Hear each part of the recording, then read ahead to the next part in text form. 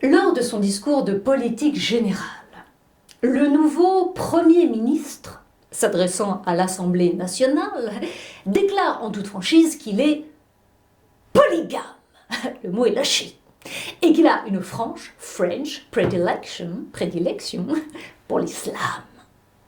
Pour lui, c'est la déclaration par excellence du droit de disposer de son âme pour tout homme, pour toute femme et en toutes circonstances. Déclaration qui ne blesse pas le genre, mais caresse l'espèce. Elle ne la tue pas, elle la perpétue. Mais le Premier ministre est rejeté comme le dernier des sinistres par une assemblée d'efféminés, de féministes.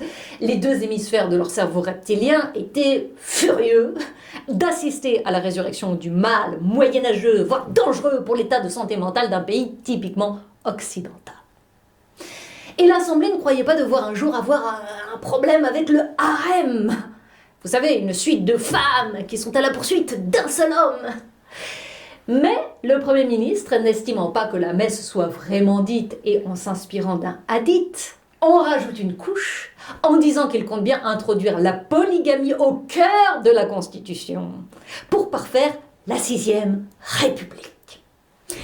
Puis le Premier ministre fut interpellé violemment par un député de la Renaissance, un vieux de la vieille qui est né le siècle dernier en 1989 et qui n'a pas du tout compris le message ni le messager.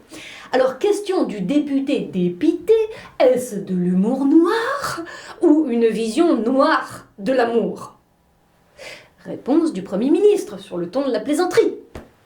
Comme beaucoup de vos semblables se sont rués sur leurs semblables, la polygamie va épargner au second sexe la honte de devenir jetable ou peu enviable.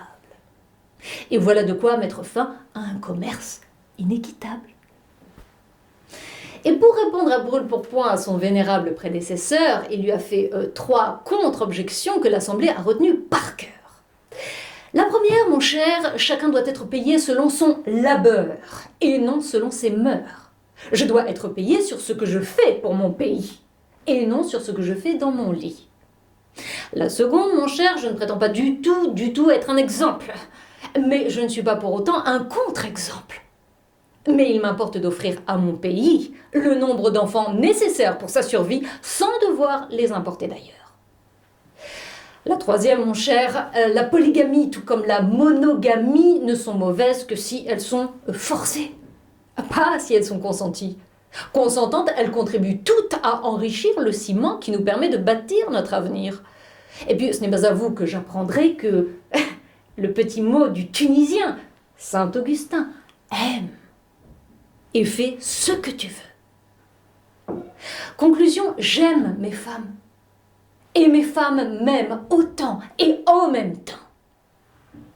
Nous sommes en janvier 2054. Année qui va voir la vérité devenir la même en deçà et au-delà de la Méditerranée.